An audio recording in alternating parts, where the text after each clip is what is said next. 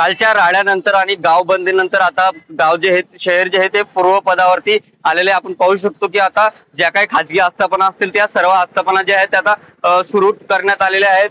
काल अत्यावश्यक सेवा वगळता सर्वच खाजगी आस्थापना बंद होत्या। यामध्ये मूक मोर्चा जो आहे तो काढण्यात आला होता आणि या मूक मोर्चाला गालबोट लागलेलं होतं। जिल्हाधिकारी कार्यालय असेल किंवा आरटीओ कार्यालय असेल या कार्यालयांमध्ये आंदोलकांकडून दगडफेक जी आहे ती करण्यात आली होती। या दगडफेकीमध्ये मोठ्या प्रमाणावरती सरकारी वाहनांचे तोडफोड जी आहे ती झालेली आणि आता वाहनांचे पंचनामे जे आहे ते केले जात आहे। त्यासोबत काही पोलीस कर्मचारी आणि अधिकारी देखील जखमी झाले होते।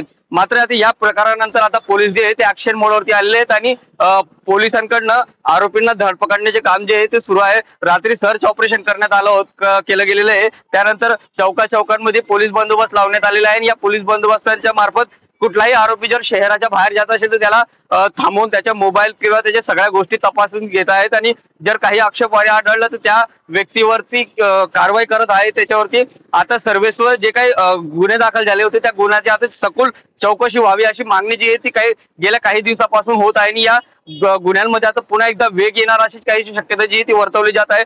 16 सप्टेंबरला जय वळवी आणि सूर्यकांत मराठे याच्यामध्ये वाद झाला होता आणि या वादाच्या नंतर जय वळवी याच्यावरती धारदार शस्त्राने हल्ला करण्यात आला होता आणि या हल्ल्यानंतर जय वळवी यांचा मृत्यू झाल्यानंतर सर्व आदिवासी संघटना ज्या आहेत त्या आक्रमक झाल्या होत्या। त्यामुळे काल जो आहे तो मूक मोर्चा करण्यात आला होता आणि या मूक मोर्चामध्ये आरोपीला फाशीची शिक्षा द्यायची मागणी करण्यात आली होती। मात्र या आंदोलनामुळे हिंसक वळण लागलं आणि जिल्हाधिकारी कार्यालयावरती दगडफेक करण्यात आली होती। त्यामुळे आता या जे काही दगडफेक करणारे जे आरोपी त्या आरोपींना आता पोलिसांकडनं धरपकड करण्याचे काम जे आहे ते सुरू आहे। त्यांच्यावर कडक कारवाई जी ती केली जात आहे। तर दुसरीकडे शहर जे आहे ते पूर्वपदावरती आलेलं असल्याचे दिसून येत आहे।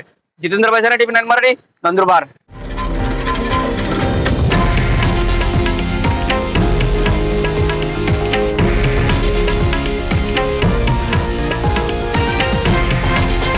हे आहे देशातील नंबर 1 न्यूज नेटवर्क आणि आपण पाहत आहात TV9 मराठी, एकमेव।